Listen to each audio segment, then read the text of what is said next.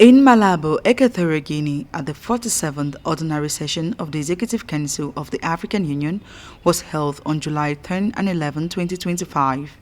During this meeting, the foreign ministers of the member states discussed a theme with a strong historical and political resonance: justice for Africans and people of African descent through reparations. This initiative was spearheaded by the African Union Commission as the continent seeks to strengthen its autonomy and make its voice heard on the international stage. The focus was also on the institution's financing.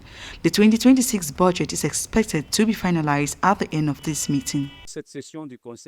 This session of the Executive Council will examine the Union's budget for 2026. The PRC report submitted for your consideration highlights the progress in financing the program budget. It increased from 9.4% in 2025 to 12.7% in 2026. The program budget remains more than 77% funded by international partners. The member states of the Union finance 100% of the operating budget. Other key topics discussed included accelerating the continent's integration process, the distribution of roles between the African Union, regional economic communities and member states, and the progress of the EFCFTA, the African Continental Free Trade Area. These discussions are part of a shared desire to revitalize Agenda 2063 by placing regional cooperation and the harmonization of economic policies at the heart of priorities. As Africa's most transformative economic initiative since the founding of the OAU, the Africa Continental Free Trade Area has the potential to restructure African economies.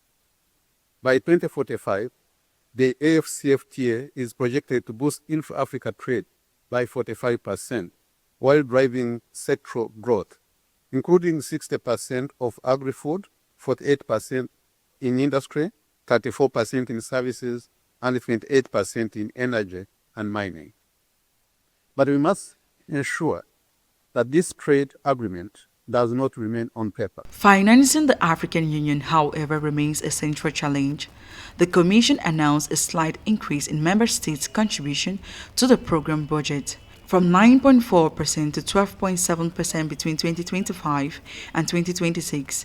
However, only 17 countries have so far implemented the 0.2% import tax decided in Kigali, Rwanda in 2016 to ensure the institution's financial autonomy. This is a recurring concern, as Pan-African ambitions require stable and sustainable resources. The Commission continues its effort to mobilize resources. As you know, the United States still refuses to apply Resolution 2719 to Somalia.